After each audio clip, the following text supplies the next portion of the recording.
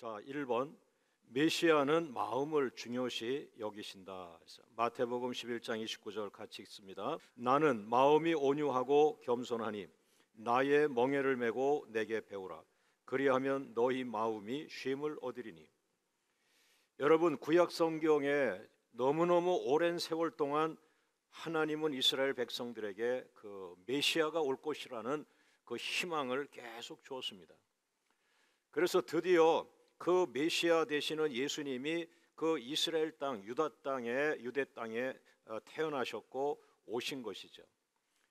이제 사람들이 너무나 막 기대가 있는 거예요. 한쪽으로는 막 말씀만 하셔도 병자들이 고침받고 치유되고 일어나고 있어요. 오랫동안 귀신 들렸던 그런 청년이 예수님을 만나자마자 그 안에 있던 귀신이 도망가고 정상인이 되어지고, 이런 인생이 바뀌는 일들이 막 일어나는 거예요. 그런데 우리가 기억해야 할 것은 그 메시아가 중요하게 여긴 몇 가지가 있어요.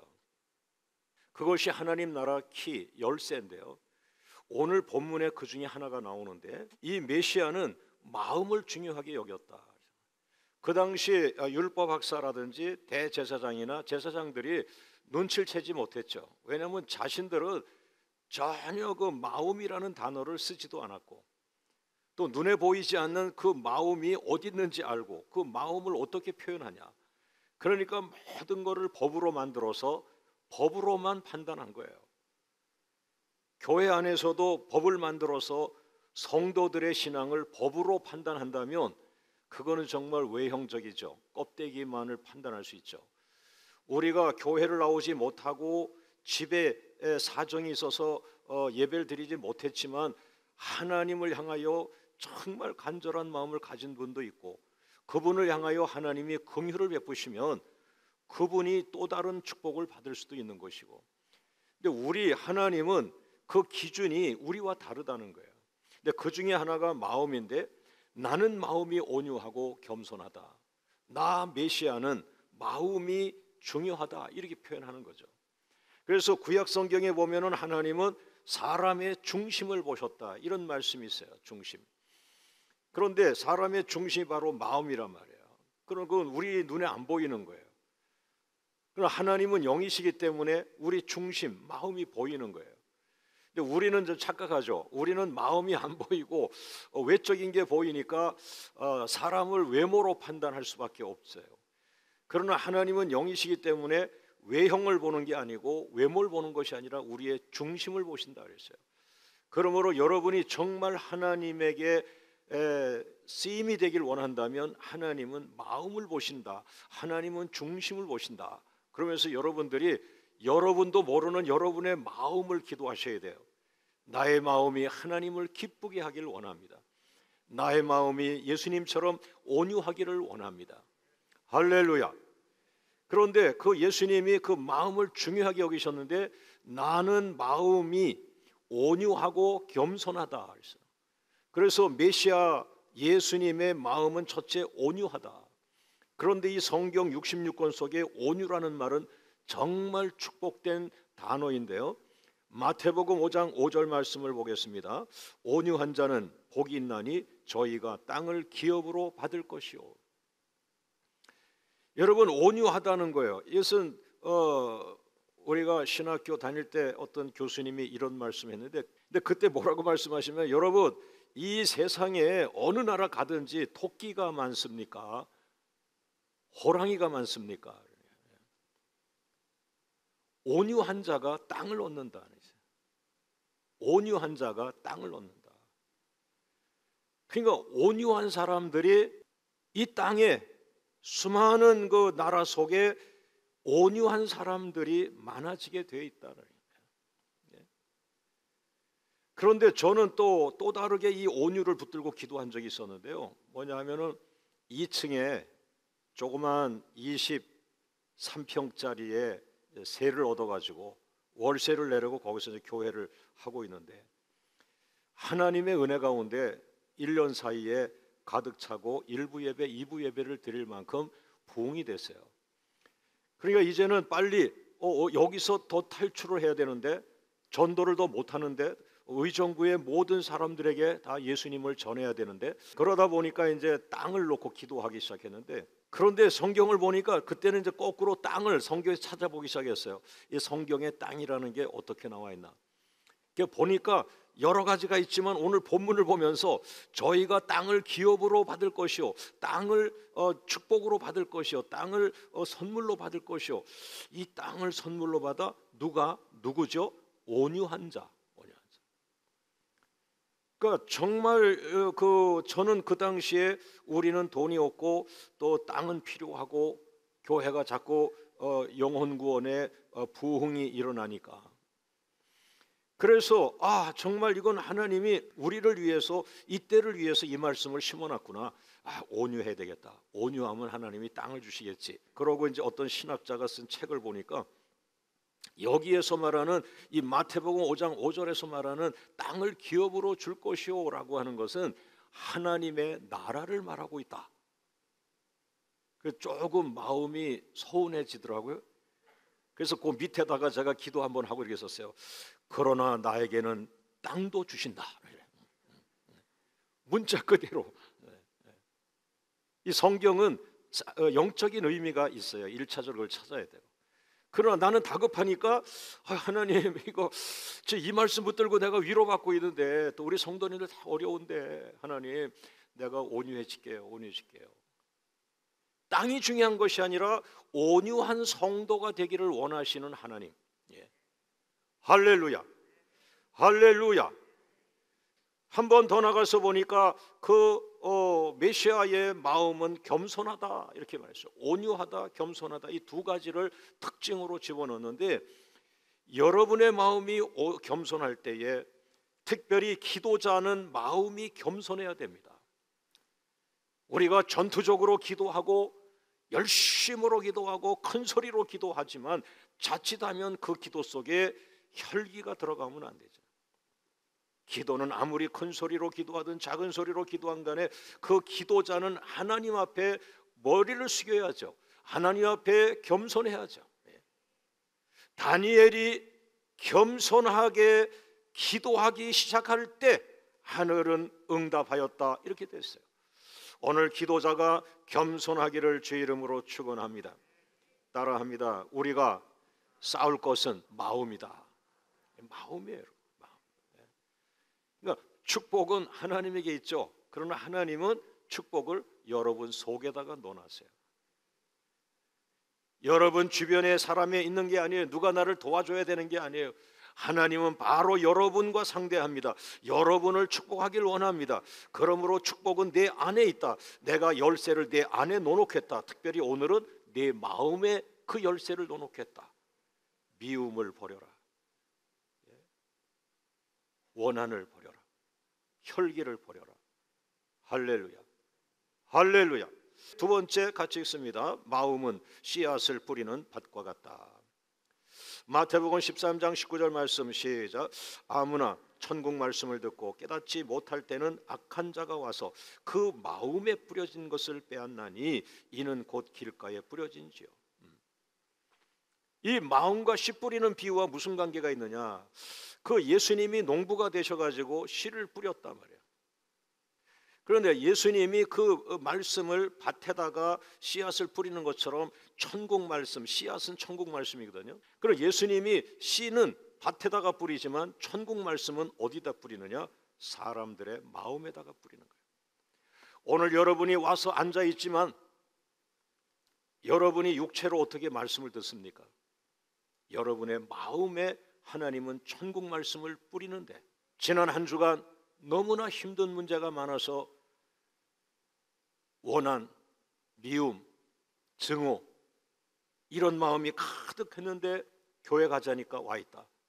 여러분의 마음은 말씀을 들을 준비가 돼 있지 않다. 여러분의 마음으로 말씀을 듣는 것인데, 천국 말씀을 여러분 마음에다가 뿌리는 것인데, 여러분의 마음이 증오심으로 가득하다면 그 말씀은 전혀 그 사람의 마음에 들어갈 수 없고, 떨어진다 할지라도 뿌리를 내릴 수 없다. 그래서 여러분의 마음이 아주 중요한 것은 여러분의 마음이 마음밭이라고 그러잖아요. 마음밭. 그 마음밭이 좋다. 초등학교 선생님이 아이들을 20명 가리키다 보면은 그 중에 어떤 아이가 마음밭이 좋다? 아마 광명교회 주일학교 아이일 거예요. 그런 생각을 하죠. 마음밭. 좋은 대학이 아닙니다. 마음밭. 좋은 대학은 20대에 반짝 영광을 얻어요. 그러나 마음은 40대, 50대, 60대, 70대, 80대, 90대, 100세, 지금 102세 된 교수님이 건강하게 강의를 하시는데 그분이야말로 마음밭 예수님 같아요. 할렐루야. 여러분, 인생은 장기전입니다. 단기전을 보면 주먹으로 들고 나가세요.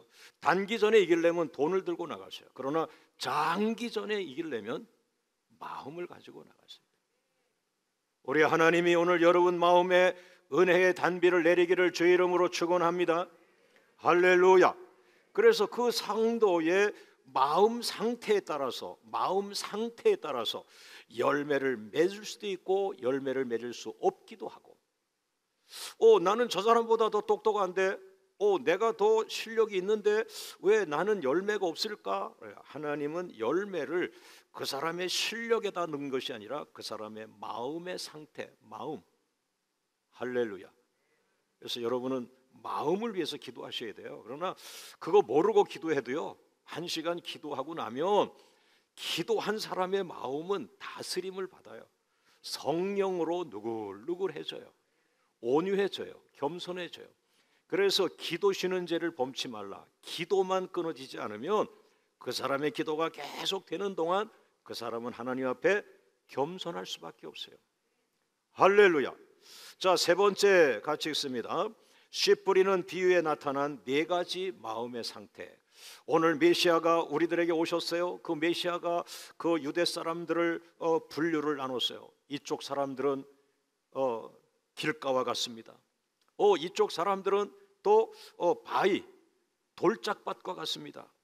이쪽에 세 번째 사람들은 가시가 많습니다. 여러분 싸우고 오셨어요? 왜 마음에 가시가 많아요? 이렇게. 그래, 저쪽에 마지막 한 부류의 사람들, 여러분들은 참 밭이 좋으네요. 옥토네요. 기름지네요. 어떤 씨를 뿌려도 열매가 잘 맺겠습니다. 이렇게 분석을 하신 거예요. 따라합니다. 길가와 같은 마음. 길가와 같은 마음. 마태복음 13장 19절 말씀 시작. 아무나 천국 말씀을 듣고 깨닫지 못할 때는 악한 자가 와서 그 마음에 뿌려진 것을 빼앗나니 이는 길가에 뿌려진 씨와 같다. 이 길가는 보통 그 농사 짓는 곳이 아니에요. 길가는 사람들이 다니는 길이에요. 어제도 사람들이 다니고 오늘도 사람들이 다녀요. 그 길가는 아주 반질반질해요. 딱딱해요. 사람들이 밟고 다녀서. 그래서 지혜로운 농부들은 길가에 씨를 낭비하지 않아요. 뿌리지 않아요. 그러나 어쩌다가 이스라엘 사람들은 씨를 이렇게 뿌리거든요. 그러다 보니까 그 길가에 떨어진 씨가 있는데 금방 새가 와서 먹어가요. 다시 말하면 이 길가와 같은 성도의 마음은 누구일까요? 딱딱한 마음을 가진 사람. 간경화라는 병이 있습니다. 간이 부드럽잖아요. 간이 딱딱해지는 병이 간경화예요. 사람은 괜찮은데 좋은 대학을 나왔는데 실력 있는데 말하는 거 보니까 막 은혜가 전혀 없어요. 딱딱해요. 이것은 무슨 아픔이 있느냐 하면은 하나님의 말씀이 떨어진 적도 없고 하나님 말씀이 떨어져서 뿌리를 내려 본 적이 한 번도 없다. 하나님 말씀이 뿌리를 내려본 적이 한 번도 없는 사람. 하나님 말씀의 복을 진정하게 받아본 적이 한 번도 없는 사람이에요. 오늘 이 시간 여러분의 마음에 하나님의 말씀이 떨어져서 뿌리가 내리기를 원합니다. 할렐루야. 오늘 이 말씀이 내 말씀 되게 하옵소서. 이 말씀이 내 마음밭에 떨어져서 뿌리가 깊이 내리고, 내가 눈물로 기도하고 왔습니다. 오늘 말씀이 내 말씀 되게 해달라고. 그러니까 내 눈물이 수분이 되어서 그 씨를 살아나게 하는 그런 생명의 눈물 되게 해서 자라나서 100배가 되고 60배가 되고 30배가 되어서 우리 교회의 흐름처럼 베푸는 자, 흘려보내는 자 되게 해주세요. 할렐루야. 여러분, 돌멩이가 많은 밭, 두 번째는 돌멩이가 많은 밭인 거예요. 바위 위와 같은 마음. 마태복음 13장 20절 시작. 돌밭에 부러졌다는 것은 말씀을 듣고 즉시 기쁨으로 얻되. 21절. 그 속에 뿌리가 없어 잠시 견디다가 말씀으로 말미암아 환난이나 박해가 일어날 때에는 곧 넘어지는 자요. 여러분, 부흥회 때 여러분들이 가끔 나타나요. 아이고, 목사님 너무 이번 부흥회 좋아요. 너무너무 좋아요. 그 뭐가 좋아요? 너무 웃겨요. 말씀과는 관계가 없는 거예요.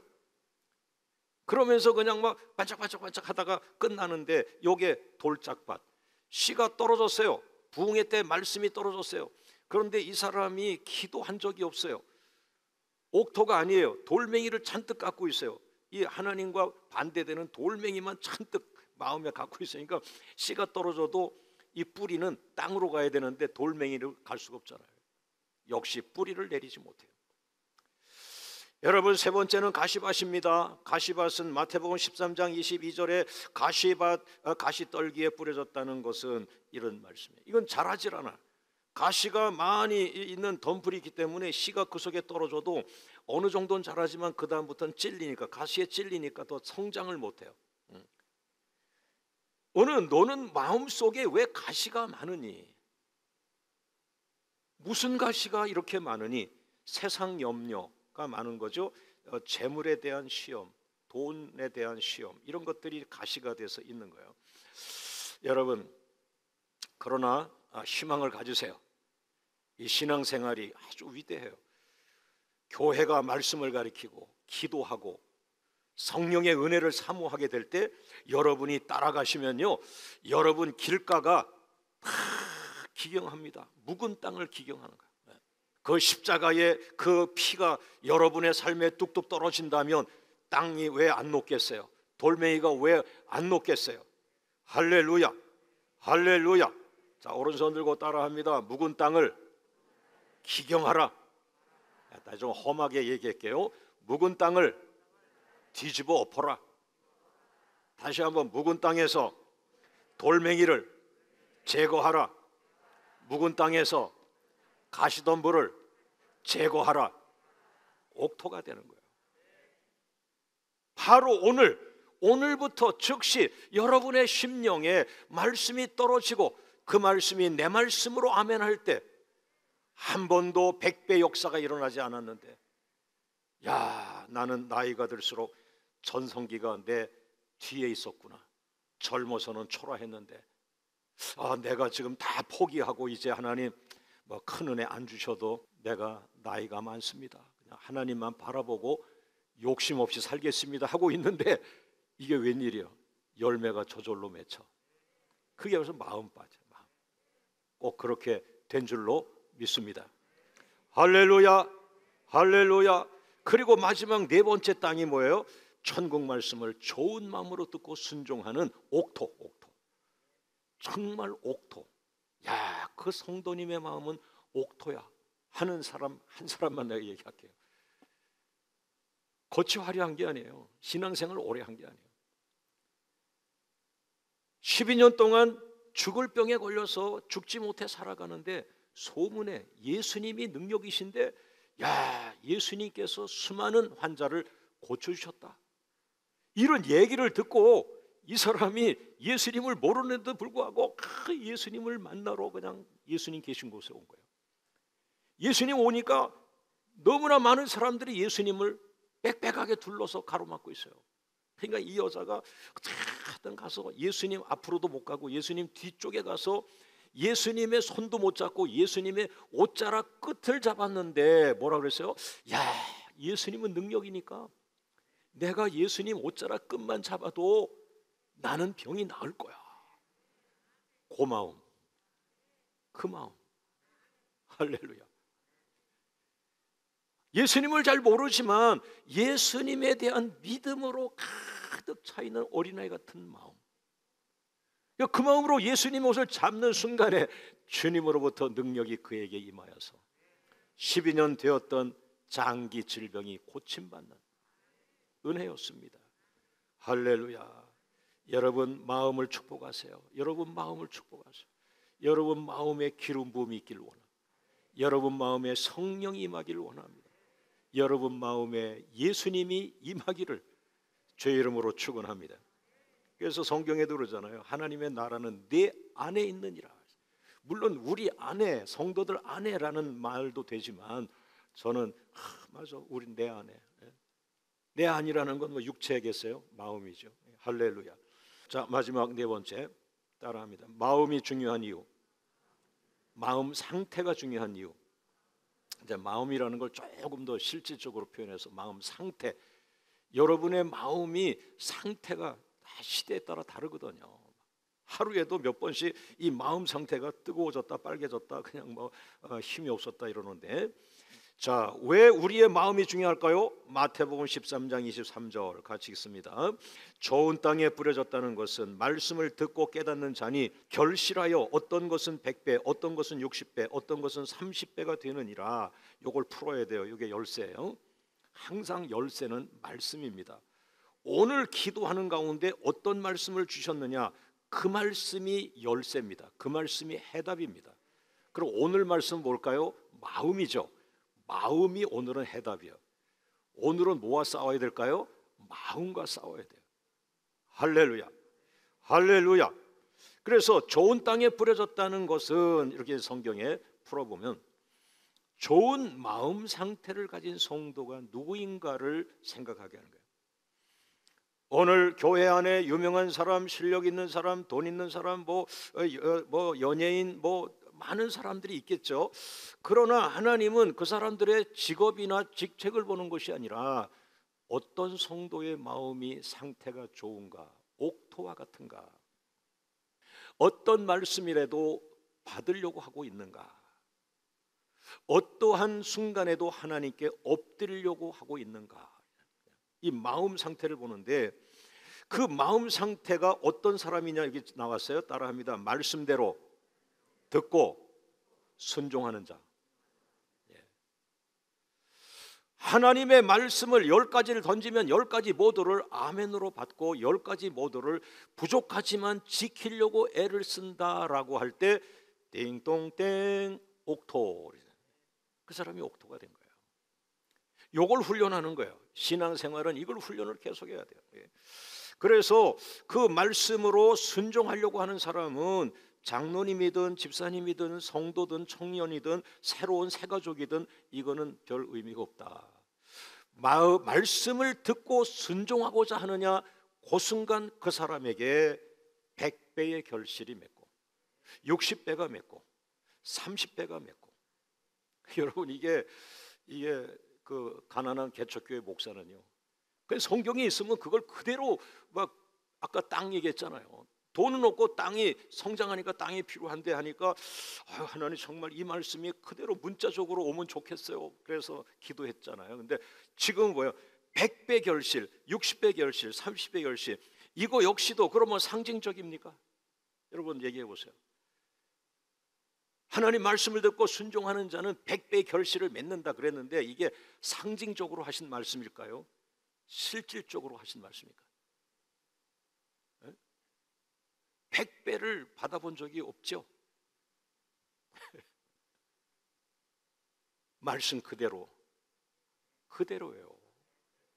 할렐루야, 할렐루야.